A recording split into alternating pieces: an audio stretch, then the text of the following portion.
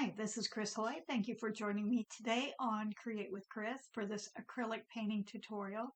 I'm going to be showing you how easy it is to paint this festive gingerbread rolling pin.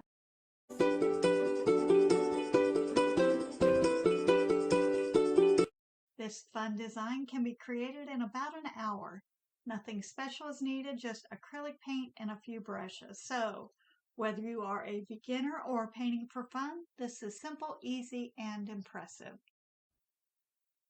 Because I am using MDF, I am sealing the surface with multi-purpose sealer that will just ensure that the paint will stick well and hold up well. I'm using an oval wash to spread the paint on nice and smooth.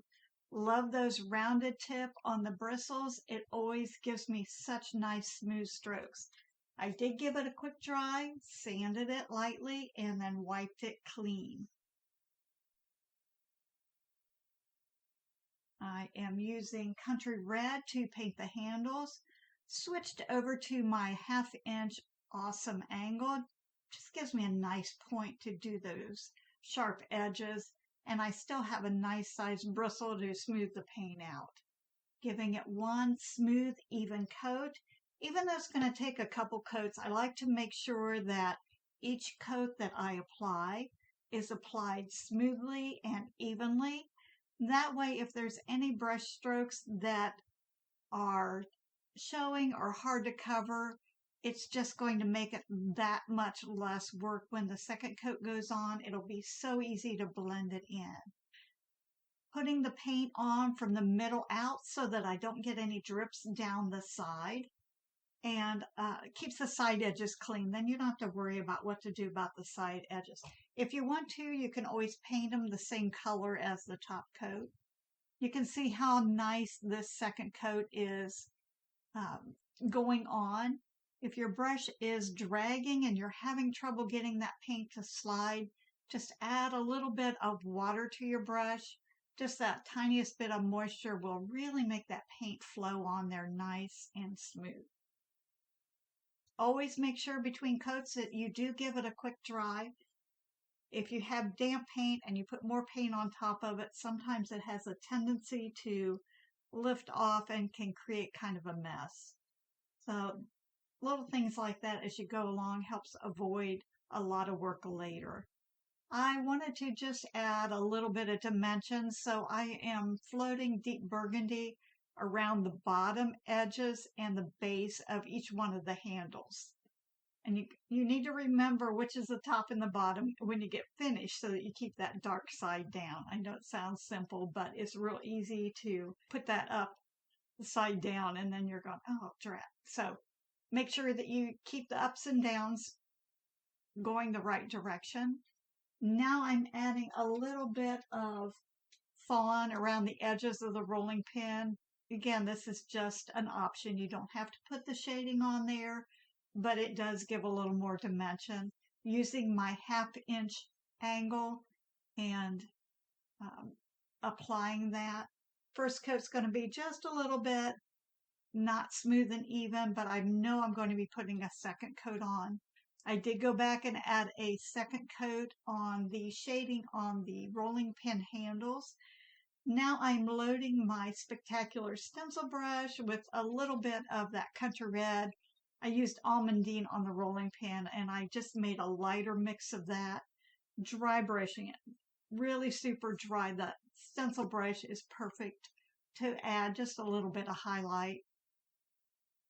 And now I'm going back in there with the fawn to shade around the outer edges, just to kind of smooth that out. Onto the gingerbread man, giving it a quick top coat with the multi-purpose sealer, dry and sand, applying 2 light coats of raw sienna. Because the surface is sealed and sanded, there's no further sanding needed with the additional base coats. It should be very nice and smooth. Give that a quick dry.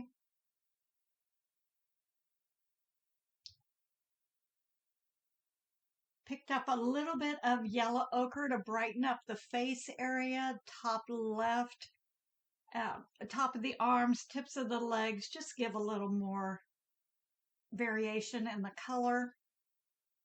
And I used my number 4 Spectacular stencil brush to just dry brush some of that yellow ochre in the center of his tummy to make him look a little more rounded.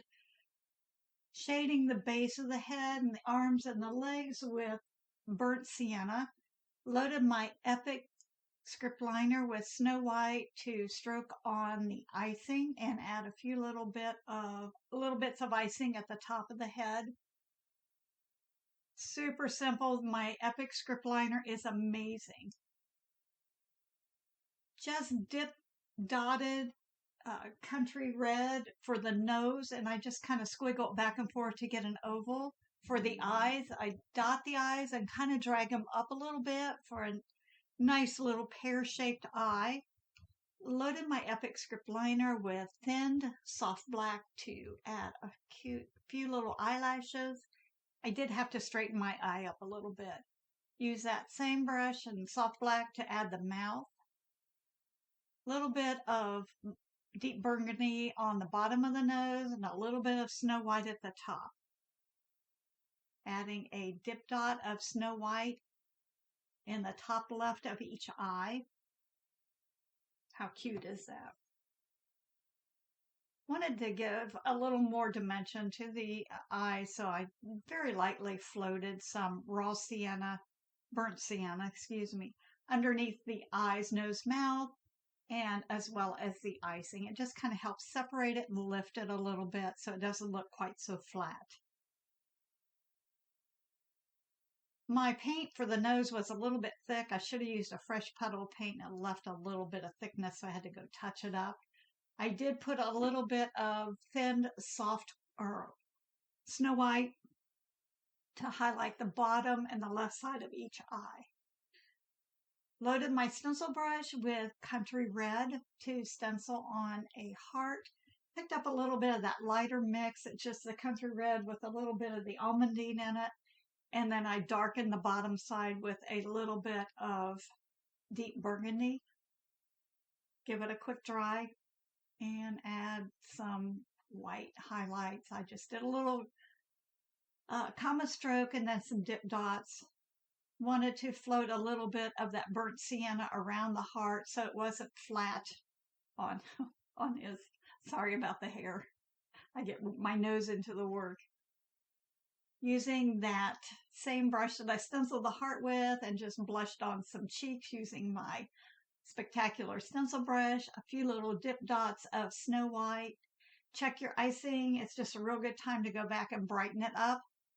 Position my stencil on the rolling pin and I anchored it down with some painter's tape. To stencil, I've loaded my Spectacular stencil brush with Country Red. Just a little bit, worked it into the bristles, and then lightly brush it over a paper towel to remove excess paint. Then I picked up a little bit of deep burgundy to darken the tops and bottoms. Then I went over it again with Country Red. Light layers of paint, you'll always get a much better result instead of trying to do a real heavy coverage.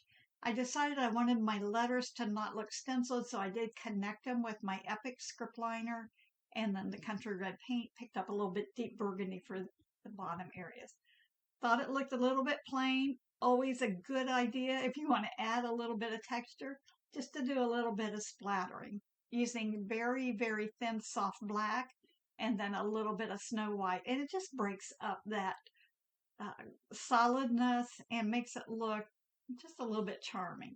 I was going to dry it and I thought it was a little bit too strong. So I just touched a paper towel over it to lift off any excess heavy paint. It softens those splatters just a touch. Using soft black and my awesome angle, 1/2 inch angle to shade the bottom and the base of the rolling pin and then around the barrel of the rolling pin also. And just put my little gingerbread man on there. I love to add a drop shadow. I'm doing this with my number 2 Radical Round and thinned soft black. It has to be super thin, just a shadow, very, very transparent. I'm doing it to the right and just below. So it's like a drop shadow to the right and just below. Such a huge difference. It lifts those letters off, and I always forget to connect some of the dots somewhere. When everything is dry, I sealed it with varnish. I like to use ultra matte varnish. I like the way that looks. It doesn't have a shine to it, which is perfect for this project. I created a little bow out of ribbon and tied it with some berries and greenery. And then I wrapped wire around the handles of the rolling pin.